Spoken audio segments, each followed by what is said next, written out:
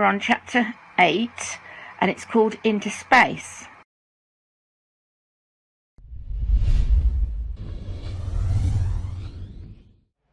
Spring and summer went by and I continued to play my harmonica with the group. It was my happiest time of all, but you've guessed it, something went wrong. How did it happen? I don't know, but one day I was sitting outside the Ho-Daddy Club smoking a cigarette when a girl smiled and came up to me. She sat down across my legs and put her arms around me. She was laughing and kissing me, and I didn't know what to do. Suddenly the door opened behind me and there was Jenny. "Forrest, it's time to..." She stopped. Then she saw me with the girl. And then she said, "Oh no, not you too." I jumped up and pushed the girl away. "Jenny," I said. "Stay away from me, Forrest." She said, "You men are all the same. Just stay away from me." She didn't speak to me again that night, and the next morning she told me to find another place to live.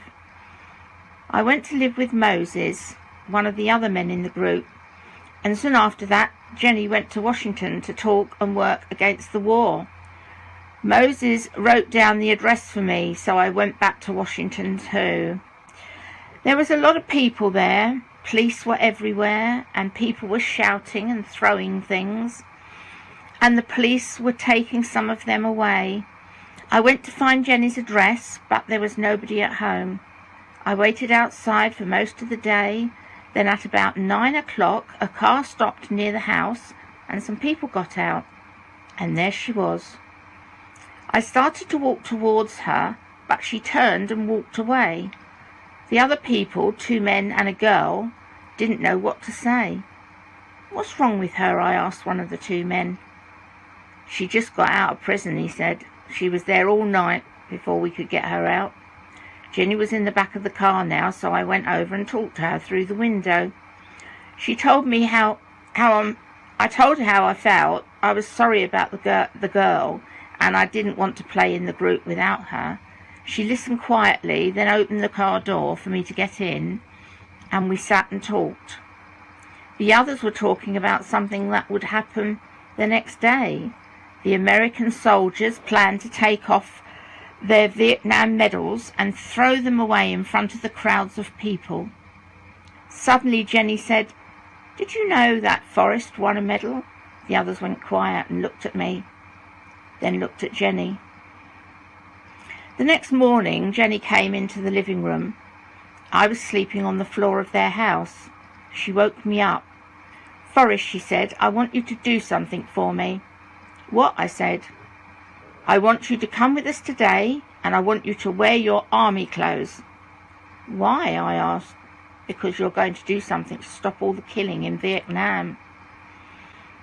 You can guess what I had to do, can't you? I had to throw away my medal with the other American soldiers, but because my medal was more famous medal than theirs, it was more important to Jenny and her friends. But it got me into more trouble. Oh, I threw my medal away. Okay, but it hit somebody really important, one of the president's men, so they threw me into prison. Why do things like that always happen to me? As it happened, I didn't stay in prison long, because they soon realized that I was an idiot, and they put me in a special hospital for idiots. It was the doctors at the hospital who decided to send me to NASA. That's the space center at Houston in Texas.